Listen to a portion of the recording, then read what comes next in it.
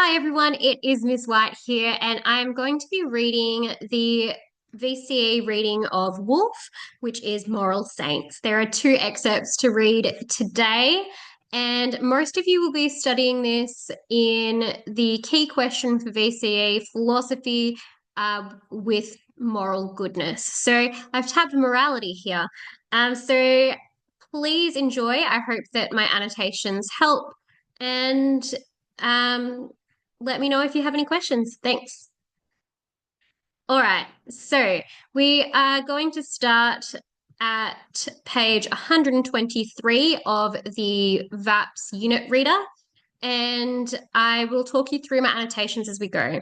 So, the Journal of Philosophy, this is one of Woolf's most famous works, and it's very interesting in that it goes against what we sort of intuitively think. And let's see what her reasoning is. So, moral saints. I don't know whether there are any moral saints, but if there are, I'm glad that neither I nor those about whom I care most are among them. Interesting claim. She thinks that she's glad that she is not a moral saint. And by moral saint, I mean a person whose every action is as morally good as possible, a person, that is, who is as morally worthy as can be.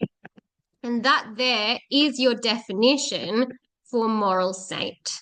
And she's asking, well, is there such thing as someone who is as morally good as can be?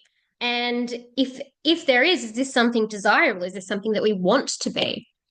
Though I shall in a moment acknowledge the variety of types of person that might be thought to satisfy this description, it seems to me that none of these types serve as unequivocally compelling personal ideals. In other words, I believe that moral perfection, in the sense of moral saintliness, does not constitute a model of personal well-being toward which it would be particularly rational or good or desirable for a human being to strive. So she's saying it is not good to strive for moral perfection. So we've got the opposite of our question, is that what does a good life have to do with moral goodness?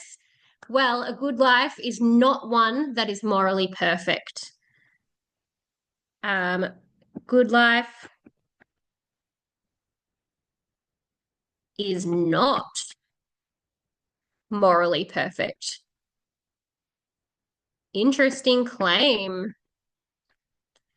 Outside of the context of moral discussion, this will strike many as an obvious point, but within that context, the point, if it be granted, will be granted with some discomfort.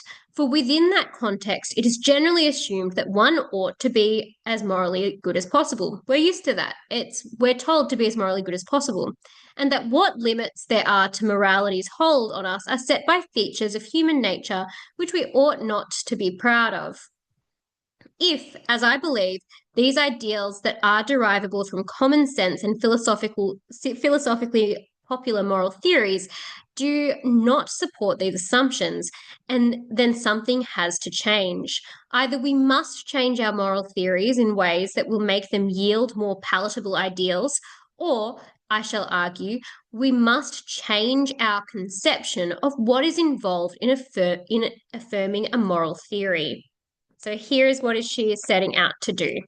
She's saying we have two options. Option one, we need to change our moral theories to yield more achievable ideals.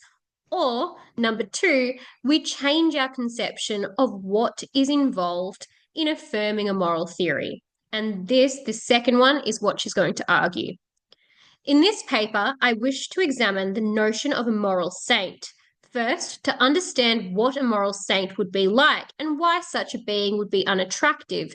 And second, to raise some questions about the significance of this paradoxical figure for moral philosophy.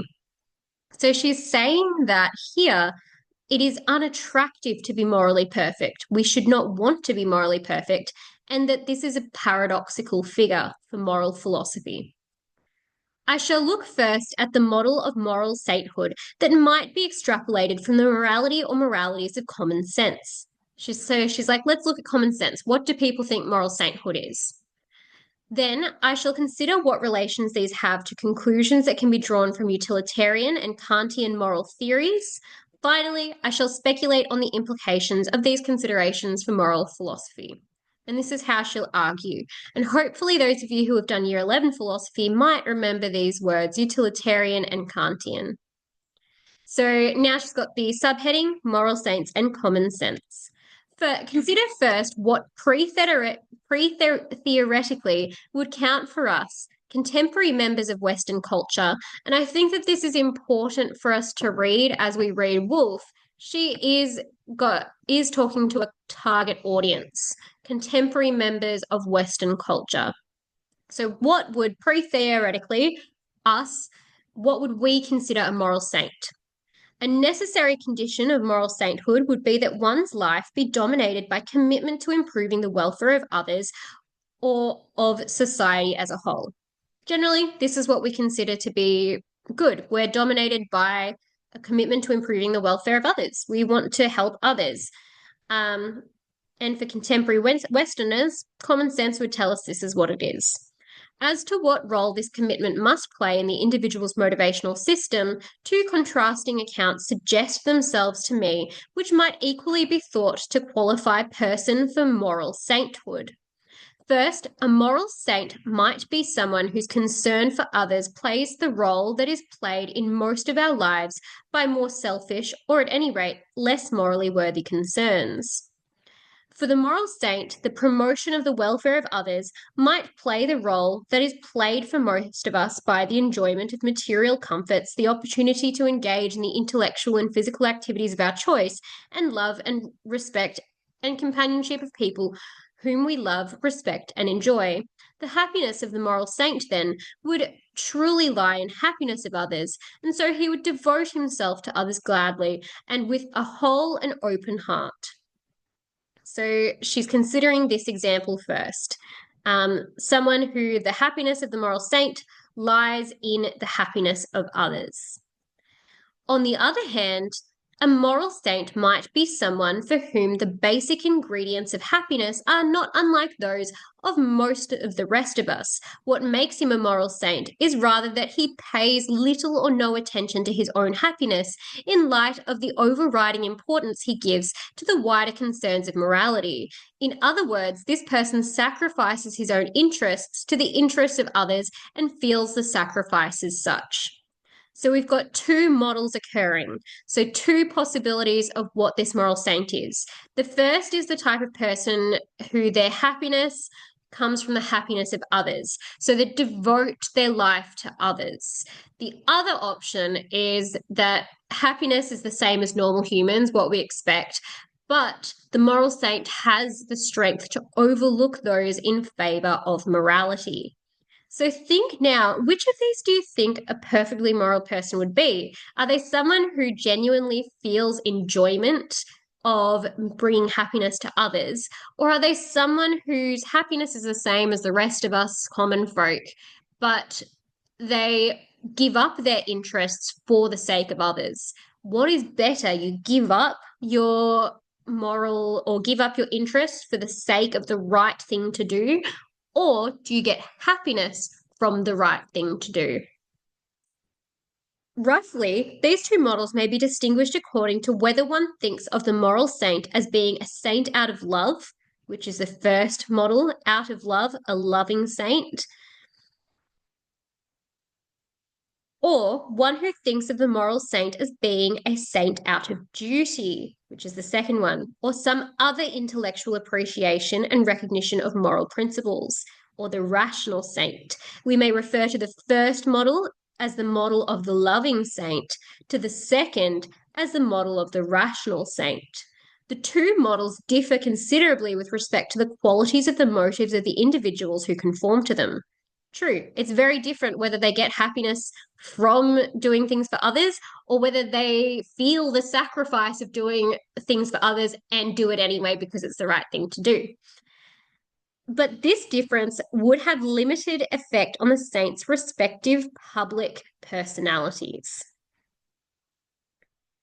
The shared content of what these individuals are motivated to be namely as morally good as possible, would play the dominant role in the determination of their characters. Of course, just as a variety of large scale projects, from tending to the sick to political campaigning, may be equally and maximally morally worthy, so a variety of characters are compatible with the ideal of moral sainthood.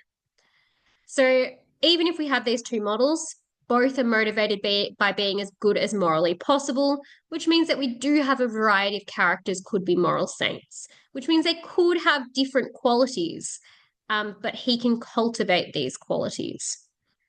One moral saint may be more or less jovial, more or less garrulous, more or less athletic than another. Got some different qualities. But above all, a moral saint must have and cultivate those qualities which are apt to allow him to treat others justly and kindly as possible. He will have the standard moral virtues to a non standard degree. Interesting there. The standard moral virtues to a non standard degree. He's able to uphold the moral virtues higher than the rest of us.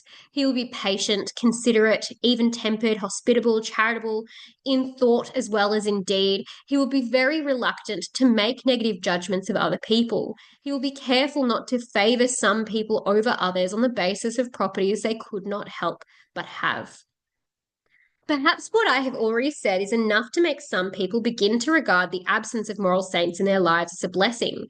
For there comes a point in the listing of virtues that a moral saint is likely to have where one might naturally begin to wonder whether a moral saint isn't, after all, too good. If not too good for his own good, at least too good for his own well-being.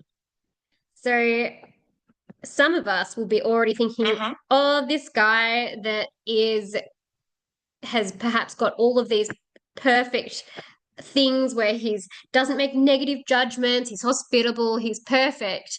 And I guess this leans more into perfection as well, not just moral perfection, but can you be too perfect, too good, too morally good? If not too good for his own good, at least too good for his own well-being. Because surely this person would not be looking after their own well-being if they were perfectly moral. For the moral virtues, given that they are, by hypothesis, all present in the same individual and to an extreme degree, are apt to crowd out the non-moral virtues, as well as many of the interests and personal characteristics that we generally think contribute to a healthy, well-rounded, richly developed character. In other words, if the moral saint is devoting all his time to feeding the hungry or healing the sick or raising money for Oxfam, then necessarily he is not reading Victorian novels, playing the oboe, or improving his backhand. So the moral saint gives up their personal interests, like reading Victorian novels, playing sports, doing all of those things that we generally consider a well-rounded person, and someone that looks after their own well-being is someone who does these. But the perfectly moral person would give these up in order to help the hungry or raise money for Oxfam. So if a moral saint gives all of his time to others, he can't pursue his own interests. And according to Woolf, this type of life seems to lack something. We're lacking something if we're not pursuing our interests.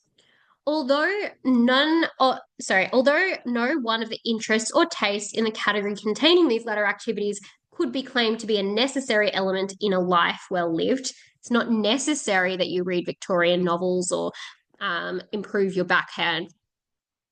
Could be claimed to be necessary element in living in a life well lived, a life in which none of these are possible aspects of character are developed may seem to be a life strangely barren. Something is missing if you cannot pursue your interests, she's saying. The reasons why a moral saint cannot, in general, encourage the discovery and development of significant non-moral interests and skills are not logical but practical reasons. There are, in addition to a class of non-moral characteristics, that a moral saint cannot encourage in himself for reasons that are not just practical. There is a more substantial tension between having any of these qualities unashamedly and being a moral saint. So, having a quality in extreme is unhealthy because it leads to missing out on other things of worth. Being too moral is a quality that can also lead to this. So, qualities unashamedly and being a moral saint. These qualities might be described as going against the moral grain. For example, a cynical or sarcastic wit or a sense of humor that appreciates this kind of wit in others requires that one take an attitude of resignation and pessimism towards the flaws and vices to be found in the world. So, what she's saying here is that we often look favorably on people who have a sarcastic wit or a sense of humor, but even things like wit and humor, these seem to go against what is morally perfect. But we can't both value sarcastic humor and be perfectly moral because that means that we might be looking down on someone or being pessimistic. So you can't be sarcastic and be a moral saint. And in fact, she's about to argue you can't even enjoy humor if you are a moral saint. A moral saint, on the other hand, has reason to take attitude in opposition to this. He should try to look for the best in people, give them the benefit of the doubt as long as possible, try to improve regrettable situations as long as there is any hope of success. This suggests that although a moral saint might well enjoy a good episode of Father Knows Best, he may not, in good conscience, be able to laugh at the Marx Brothers movie or enjoy a play by George Bernard Shaw. An interest in something like gourmet cooking will be, for different reasons, difficult for a moral saint to rest easy with. For it seems to me that no plausible argument can justify the use of human resources involved in producing a pâté de canard en croûte. Surely some of you read French. Hopefully you know what this means. But a gourmet dish. So we can't enjoy humor because we can't laugh at people in good conscience. And most of the time, humor is making fun of something or someone or even something that could possibly be taken um, as offensive, especially sarcastic humor. And then she's moved on to food. Well, you can't even enjoy gourmet cooking because a moral saint wouldn't be able to justify the use of gourmet ingredients um, against possible alternative beneficent ends which these resources might be put. You could be feeding the homeless, you could be feeding people who are starving in Africa, but instead you're cooking gourmet food. Well, that's not a good thing. She's saying, like, how can a moral saint enjoy gourmet cooking? If there is justification for the institution of haute cuisine, it is one that rests on the decision not to justify every activity against morally beneficial alternatives. And this is a decision a moral saint will never make. So, a moral saint will never, ever make the decision not to justify every activity against morally beneficial alternatives. Gourmet cooking, comedy, they are the decision to engage in something that does not, sorry, to rest on the decision not to justify every activity against morally beneficial alternatives. You haven't considered morally beneficial alternatives whenever you engage in gourmet cooking or comedy, because you could be spending your time in a better way where you are helping other people. You could be using those ingredients for better things. You could be not making fun of people in your comedy or your sarcasm. And that would not be a moral saint. And similarly, you can't really go high fashion, is what she's about to say, because those resources in high fashion and that money that goes into high fashion could be much better spent. Presumably, an interest in high fashion or interior design will fare much the same, as will very possibly a cultivation of the finer arts as well. We can't enjoy arts because our time, our resources could be better spent trying to help people who are starving in Africa. A moral saint will have to be very, very nice. It is important that he will not be offensive. The worry is that, as a result, he will have to be dull witted or humorless or bland. So, in order to never ever be offensive, do you have to be not very well witted? Do you have to be humorless and bland? And we wouldn't say that these people are particularly good or perfect if they're bland. This worry is confirmed when we consider what sorts of character, taken and refined both from life and from fiction, typically form our ideals. One would hope they would be figures who are morally good, and by this I mean more than just not morally bad, but one would hope too that they are not just morally good, but talented or accomplished or attractive in non moral ways as well. So when we consider the people who are ideal, we don't just think about like when we think about who we want to be, we don't just think about whether they do the right and wrong things. We also want them to be accomplished in some non-moral way. And she's going to give you some examples if you don't understand what she means by non-moral way. But generally, we want our ideals to be morally good and accomplished in non-moral ways. We make our ideals out of athletes, scholars, artists, more frivolously out of cowboys, private eyes, and rock stars. We may strive for Katharine Hepburn's grace, Paul Newman's cool. We are attracted to the high-spirited, passionate nature of Natasha Rostov. We admire the keen perceptiveness of Lambert Streether.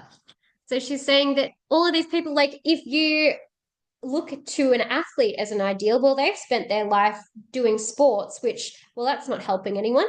Um, it's just entertaining others, but they could be much better spending their time helping orphans in Africa. I keep going back to that example, sorry. Or people who have got PhDs in literature. Surely they could be much better spent helping feed the homeless in Melbourne. But all of these people we look at as ideals and things like scholarship, sports, art, typically non-moral. We don't say that they're right or wrong. We want them to be accomplished in these non-moral ways, these ideal people that we think of. Though there is certainly nothing immoral about the ideal character or traits I have in mind, they cannot be superimposed upon the ideal of a moral saint. So there's nothing wrong with being an athlete. We typically don't assign moral value to it. But if you want to be a moral saint, you can't really pursue those because that would prove that you are putting something else above the greater good. And that's not perfectly moral. For although it is part of many of these ideals that the characters set high and not merely acceptable moral standards for themselves, it is also essential to their power and attractiveness that the moral strengths go, so to speak, alongside of specific independently admirable non-moral ground projects and dominant personal traits. We want people to have morality and non-moral ground projects. When one does finally turn one's eyes toward lives that are dominated by explicitly moral commitments, moreover, one finds oneself relieved at the discovery of idiosyncrasies or eccentricities not quite in line with the picture of moral perfection. One prefers the blunt, tactless, and opinionated Betsy Trotwood to the unfailingly kind and patient Agnes Copperfield. One prefers the mischievousness, and the sense of irony in Chesterton's Father Brown to the innocence and undiscriminating love of St. Francis. So she's giving these examples. We prefer the characters who are funny and sarcastic as opposed to the ones that are super kind and patient and perfect.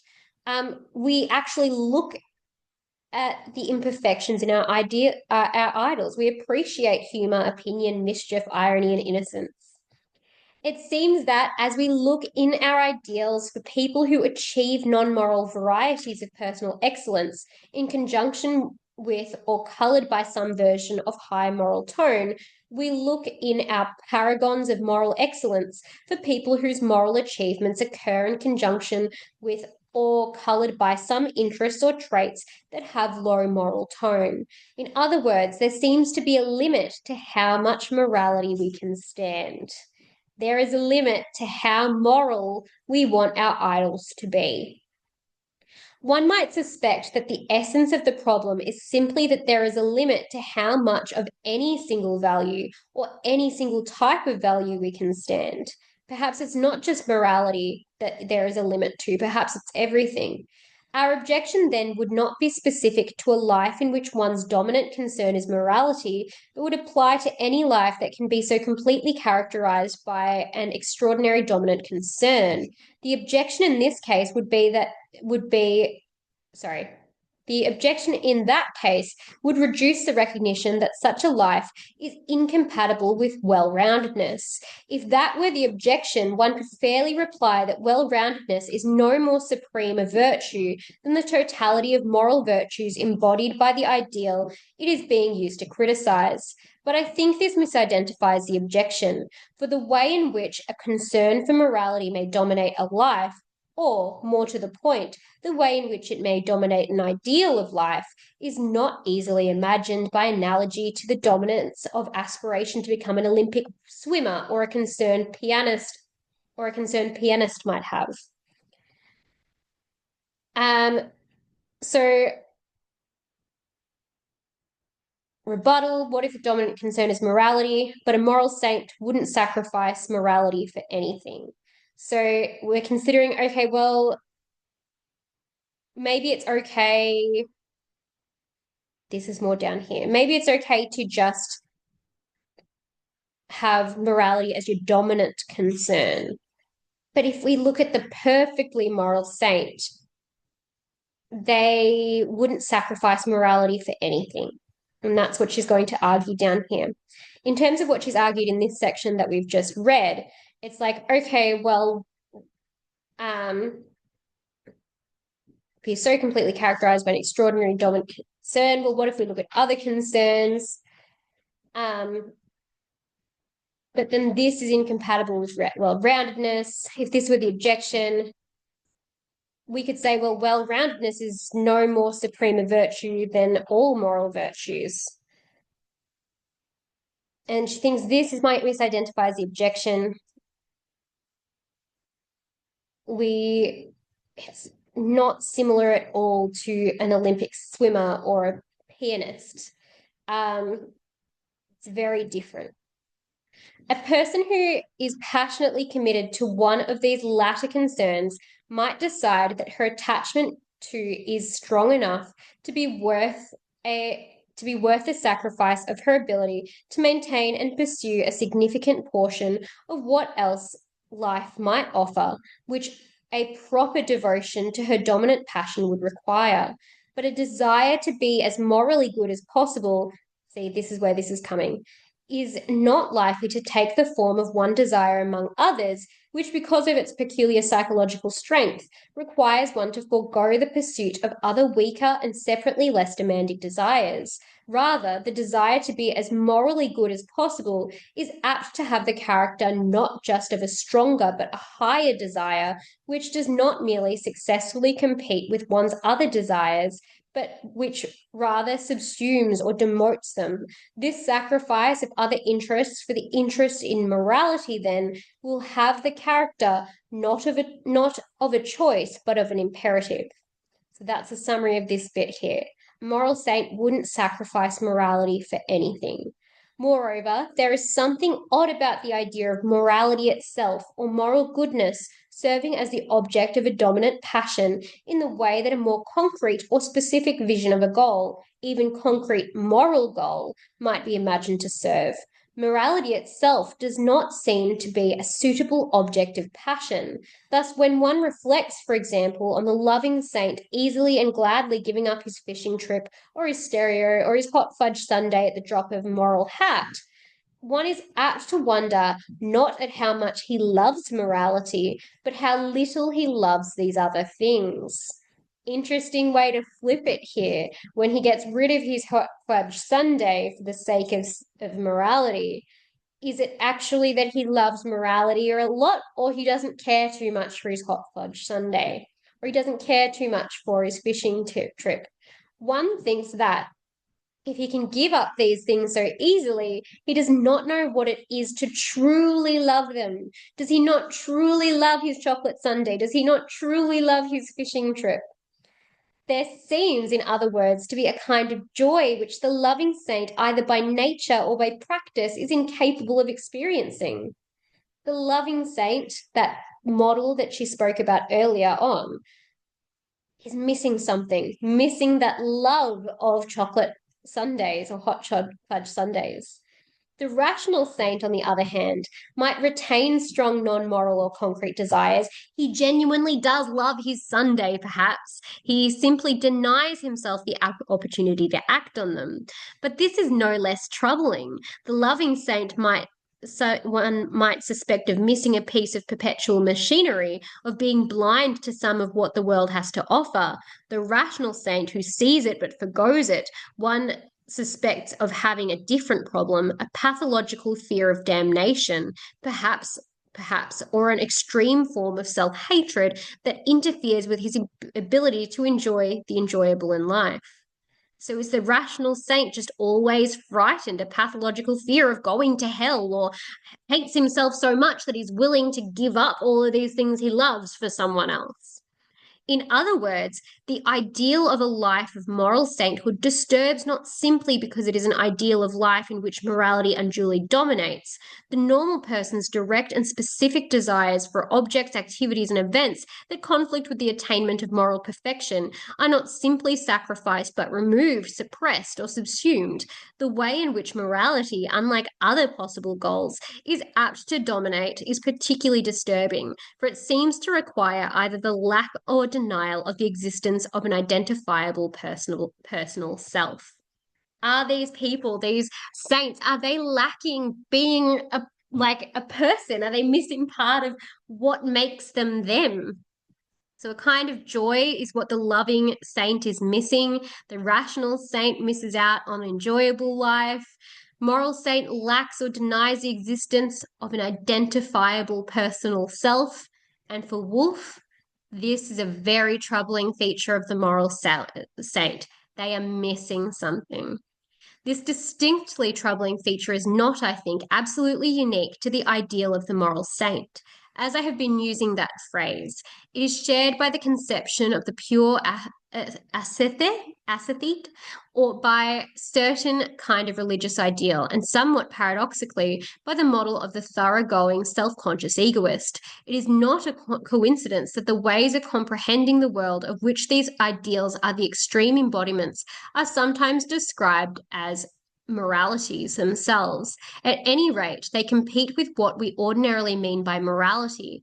Nor is it a coincidence that these ideals are naturally described as fanatical, but it is easy to see that these other types of perfection cannot serve as satisfactory personal ideals, for the realization of these ideals would be straightforwardly immoral. It may come as a surprise to some that there may, in addition, be such a thing as a moral fanatic. Some will object that I'm being unfair to common sense morality, that it does not really require a moral saint to be either disgusting goody goody or an obsessive ascetic. Admittedly, there is no logical consistency between having any of these personal characteristics I have mentioned and being a moral saint. It is not morally wrong to notice the faults and shortcomings of others or to recognize and appreciate non moral talents and skills, nor is it immoral to be an avid Celtics fan or to have a passion for caviar or to be an excellent cellist. With enough imagination, we can always contrive a suitable history and set of circumstances that will embrace such characteristics in one or another specific fictional story of a perfect moral saint. So she's saying, okay, it's not impossible to imagine a moral saint who is perhaps a Celtics fan. We can always come back to this fictional life that perhaps there is reason for them to be such. If one turned onto the path of moral sainthood relatively late in life, one may have developed interests that can be turned to moral purposes. It may be that a good golf game is just what is needed to secure that big donation to Oxfam. So she's like, okay, well, if they became a moral saint late in life, perhaps they're actually using the good golf game to secure the big donation to Oxfam. Perhaps the cultivation of one's exceptional artistic talent will turn out to be the way one can make one's greatest contribution to society. Furthermore, one might stumble upon joys and skills in the very surface of morality. If, because children are short of a ninth player for the team, one's generous offer to serve reveals a natural fielding arm, or if one's part in the campaign against the nuclear power requires accepting a lobbyist invitation to lunch at Le Lion d'Or, there is no moral gain in denying the satisfaction one gets from these activities. The moral saint, then, may by happy accident, find himself with non moral virtues on which he can capitalize morally or make psychological demands to which he has no choice but to attend. So she's given these examples. Well, here are some ways that this moral saint might be able to actually have these non-moral virtues, enjoy playing baseball or be good at baseball. The point is that for a moral saint, the existence of these interests and skills can be given at best status of happy accidents. They cannot be encouraged for their own sakes as distinct, independent aspects of the realization of human good. So these are happy accidents. And is that missing something from it all? These aren't actually recognized as good. They're just happy accidents that have come along. And perhaps that's missing something, she says. It must be remembered that from the fact there is a tension between having any of these qualities and being a moral saint, it does not follow that having any of these qualities is immoral, for it is not part of the common sense morality that one ought to be a moral saint. Still, if someone just happened to want to be a moral saint, he or she would not have to encourage these qualities, and on the basis of our common sense values, this counts as a reason not to want to be a moral saint. We should, I guess, if we want to have these qualities, we can't be a moral saint. You can still be moral, but you can't be a saint. That's sad. One might still wonder what kind of reason this is and what kind of conclusion this properly allows us to draw, for the fact that models of moral saints are unattainable does not necessarily mean they are unsuitable ideals. Perhaps they are unattractive because they make us feel uncomfortable. So she's like, okay, considering a rebuttal, like this is based on the fact that these things seem to be missing something. This makes us feel icky. And some people might reply to her, well, just because it's icky that moral saints seem to be missing something doesn't mean that it is incorrect. Perhaps they are unattractive because they make us feel uncomfortable. They highlight our own weaknesses, vices, and flaws. If so, the fault lies not in the characters of saints, but in those of our unsaintly selves.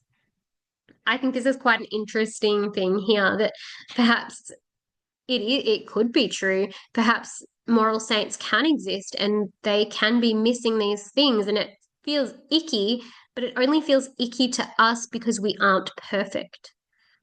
And that, I guess, starts to get on some quite Christian based reasoning here that it seems icky because we can't imagine perfection. To be sure, some of the reasons behind the disaffection we feel for the model of moral sainthood have to do with the reluctance to criticize ourselves and a reluctance to committing ourselves to trying to give up activities and interests that we heartily enjoy. These considerations might provide an excuse for the fact we are not moral saints, but they do not provide a basis for criticizing sainthood as a possible ideal. Another problem that she's considering. Since these considerations rely on appeal to the egoistic, hedonistic side of our natures, to use them as a basis for criticizing the ideal of the moral saint would be at best to beg the question and at worst to glorify the features of ourselves that ought to be condemned.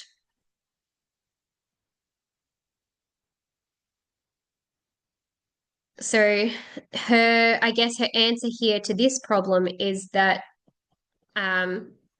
to use these problems to criticize the moral saint would beg the question, and at worst glorify ourselves, the glorify features of ourselves that ought to be condemned. Perhaps we just want to enjoy the things we enjoy because we don't want to admit that we're imperfect.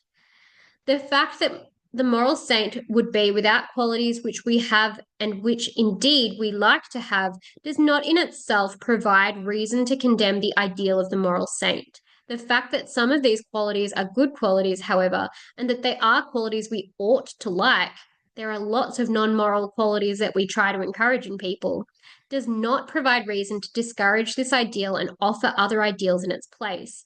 In other words, some of the qualities the moral saint necessarily lacks are virtues, albeit non-moral virtues, and the unsaintly characters who have them. The teats of Groucho, Marx, Reggie Jackson, and the head chef at Lute's are impressive accomplishments that is not only permissible but positively appropriate to recognize as such. In general, the admiration of and striving toward achieving any of a great variety of forms of personal excellence are character traits it is valuable and desirable for people to have. In advocating the development of these varieties of excellence, we advocate non-moral reasons for acting and in thinking that it is good for a person to strive for an ideal that gives a substantial role to the interests and values that correspond to these virtues. We implicitly acknowledge the goodness of ideals compatible with that of the moral saint.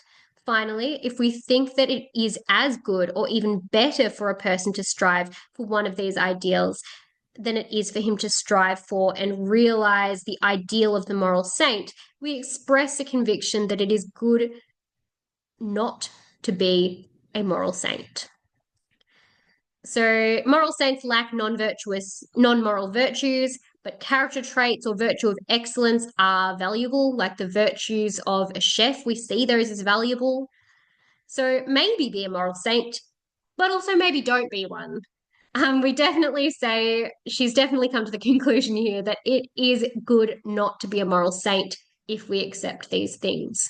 But she does go through she raises some problems to her own view, and that perhaps we just aren't understanding perfectly. But she's like, well, it does seem like we value these things. It seems like it is not good to be a moral saint. It is not good to be these things. A big criticism often of Woolf's work is that she is elitist, and I can see perhaps where this is coming through. And this is actually even on one of the recent Year 12 exams about whether she is elitist in one of the old readings that we had.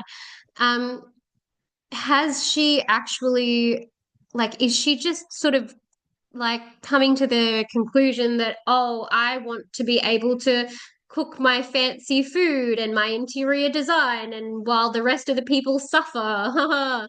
um, because if we come down to it, is it actually more important that we do pursue these non-moral virtues, things like chefing, things like baseball? Or really should we be trying to help the people who are starving in Africa? The people who are homeless on the streets just down the road? Should we be helping these people, and should we be stopping pursuing baseball for these things? Is she just trying to have her upper middle class like, oh no, we need to have these things and try and justify them?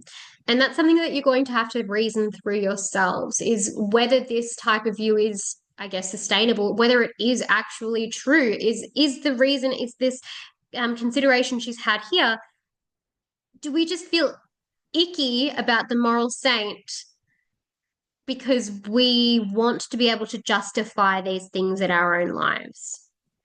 Interesting things to think about there. Okay, let's go on to the second excerpt. It starts at the bottom of page 132 of the VAPS reader, and it is titled Moral Saints and Moral Philosophy. In pointing out the regrettable features and necessary absence of some desirable features in a moral saint, I have not meant to condemn the moral saint or the person who aspires to become one. So she's saying, I'm not condemning moral saints by pointing out these flaws. There are some flaws with being a moral saint, but I'm not saying that you shouldn't try to be one if that's what you want to do. Rather, I have meant to insist that the ideal of moral sainthood should not be held as a standard against which any other ideal must be judged or justified, and the posture we take in response to the recognition that our lives are not as morally good as they might not be defensive. It is misleading to insist that one is permitted to live a life in which these goals, relationships, activities, and interests that one pursues are not maximally morally good, for our lives are not so comprehensively subject to the requirement that we apply for permission, and our non moral reasons for the goals we set ourselves are not excuses, but rather be positive, good reasons which do not exist despite any reasons that might threaten to outweigh them. In other words, a person may be perfectly wonderful without being perfectly moral. And here is an important quote, and this is one that you might want to write your own response to. Is it true that a person can be perfectly wonderful without being perfectly moral? And she's arguing here that non moral actions can still have worth and be pursued. Recognizing this requires a perspective which contemporary moral philosophy has generally ignored. Oh, attack at philosophy. Why are we studying it? Oh no. This perspective yields judgments of a type that is neither moral nor egoistic. Like moral judgments, judgments about what it would be good for a person to be are made from the point of view outside the limits set by the values, interests, and desires that the person might actually have. And, like moral judgments, these judgments claim for themselves a kind of objectivity or a grounding in perspective, which any rational and perceptive being can take up. Unlike moral judgments, however, the good with which these judgments are concerned is not the good of anyone or any group other than the individual himself.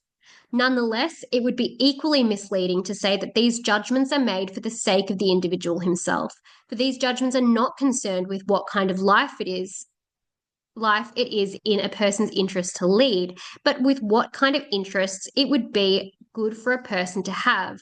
And it need not be in a person's interest that he acquire or maintain objectively good interests. Indeed, the model of the loving saint, whose interests are identified with the interests of morality, is a model of a person for whom the dictates of rational self-interest, the dictates of morality coincide. Yet I have urged that we have reason not to aspire to this ideal, and that some of us would have reason to be sorry if our children aspired and achieved to it. So we would have reason to think that being a moral saint is not ideal, and we would have reason to be sorry if our children were trying to be moral saints. So moral philosophy, she says, tends to view moral sainthood as ideal, and we should aspire to and how we should judge others. But if you can be perfectly good without being perfectly moral, philosophy needs to change how we measure a person's worth. Perhaps it's not just morality. Has philosophy made a mistake by emphasizing this? The moral point of view, we might say, is the point of view one takes up insofar as one takes the recognition of the fact that one is just one person among others equally real and deserving of the good things in life with practical consequences. Has philosophy not been practical enough? Has philosophy tried to get too theoretical with this, and this is actually not something that we can do in practice?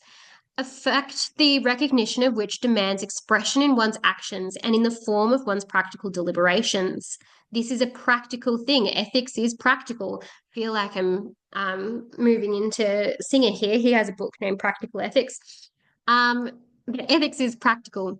Competing moral theories offer alternative answers to the question of what the most correct or the best way to express that fact is. In doing so, they offer alternative ways to evaluate and to compare the variety of actions, states of affairs, and so on that appear good and bad to agents from other non moral points of view. But it seems that alternative interpretations of the moral point of view do not exhaust the ways in which our actions, characters, and their consequences can be comprehensively and objectively evaluated. We're needing to find alternatives. Let us call the point of view from which we consider the kinds of lives are good lives and what kinds of persons it would be good for ourselves and others to be, the point of view of individual perfection. Since either point of view provides a way of comprehensively evaluating a person's life, each point of view takes account of and, in a sense, subsumes the other. From the moral point of view, the perfection of an individual life will have some but limited value, for each individual remains, after all, just one person among others. From the perfectionist point of view, the moral worth of an individual's relation to this world will likewise have some but limited value, for, as I have argued, the perfectionist goodness of an individual's life does not vary proportionally with the degree to which it exemplifies moral goodness. It might not be the case that the perfectionist point of view is like the moral point of view in being a point of view we are ever obliged to take up and express our actions. Obligations, tab that for one of your key questions. Do we have obligations for others? We also have a bit of connection here happening with what is the good life for the individual versus the good life of others. You might want to tab this page for that as well. Nonetheless, it provides us with reasons that are independent of moral reasons for wanting ourselves and others to develop our characters and live our lives in certain ways. When we take up this point of view and ask how much it would be good for an individual to act from the moral point of view, we do not find an obvious answer. The considerations of this paper suggest, at any rate, that the answer is not as much as possible. This has implications both for the continued development of moral theories and the development of meta-moral views and our conception of moral philosophy more generally. Oh no, attack, dig, do we need to stop how we've been going with moral philosophy more generally? From the moral point of view, we have reasons to want people to live lives that seem good from the outside, from outside that point of view. If, as I have argued, this means that we have reason to want people to live lives that are not morally perfect, then any plausible moral theory must make use of some conception of supererogation, which is from Singer's work as well. So you might want to tab this as a connection to Singer. I'm sorry, I could not pronounce it today. So it means going above what is necessary. Do we have some degree of going above what is necessary? Connections to Singer here. If moral philosophers are to address themselves at the most basic level to the question of how people should live, however, they must do more than adjust the content of their moral theories in ways that leave room for the affirmation of non-moral values. They must examine explicitly the range and nature of these non-moral values. And in light of this examination, they must ask how the acceptance of a moral theory is to be understood and acted upon. For the claims of this paper do not so much conflict with the content of any particular currently popular moral theory as they call into question a metamoral assumption that implicitly surrounds discussions of moral theory more generally. Specifically, they call into question the assumption that it is always better to be morally better. The role morality plays in the development of our characters and the shape of our practical deliberations need be neither that of a universal medium into which all other values must be translated, nor that of an ever-present filter through which all other values must pass. That is not to say that moral value should not be important, even the most important kind of value we attend to in evaluating and improving ourselves and our world. It is to say that our values cannot be fully comprehended on the model of a hierarchical system with morality at the top. Important point here, that we can't have our values can't be a hierarchy with morality at the top. Doesn't mean that morality isn't important. That's not what she's saying. But we can't order it like this. The philosophical temperament will naturally incline at this point toward asking, what then is at the top? Or if there is no top, how are we to decide when and how much to be moral? Scary, right? If morality isn't at the top, how do we decide to be moral and how much? In other words, there is a temptation to seek a metamoral, though not in the standard sense, meta-ethical theory that will give us principles or at least informal directives on the basis which we can develop and evaluate more personal ideals. So she's like, but what's at the top then? And how do we decide what moral will be? And she goes, well, this is still moving back into trying to come up with a meta-ethical theory, a theory to follow. Um, Perhaps a theory that distinguishes among the various roles a person is expected to play within life as a professional, as a citizen, as a friend, and so on, might give us some rules that would offer us, if nothing else, a better framework in which to think about and discuss these questions. She's saying we always try to come back to these metamoral and meta-ethical theories. I'm pessimistic, however, about the chances of such a theory to yield substantial and satisfying results, for I do not see how a metamoral theory could be constructed which would not be subject to considerations parallel to those which seem inherently to limit the appropriateness of regarding moral theories as ultimate comprehensive guides for action. This suggests that at some point, both in our philosophizing and in our lives, we must be willing to raise normative questions from a perspective that is unattached to a commitment to any particular well ordered system of values. Perhaps we can't commit to a particular system. Perhaps it's just not possible. And perhaps we need to look beyond this particular well ordered system of values.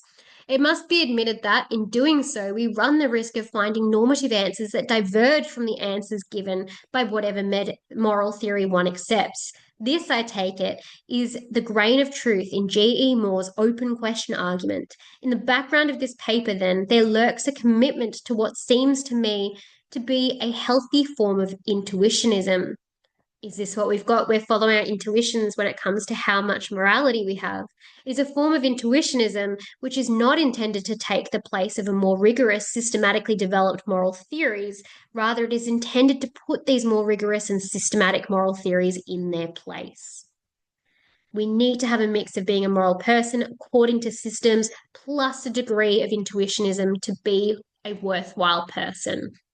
And that brings us to the end of the paper.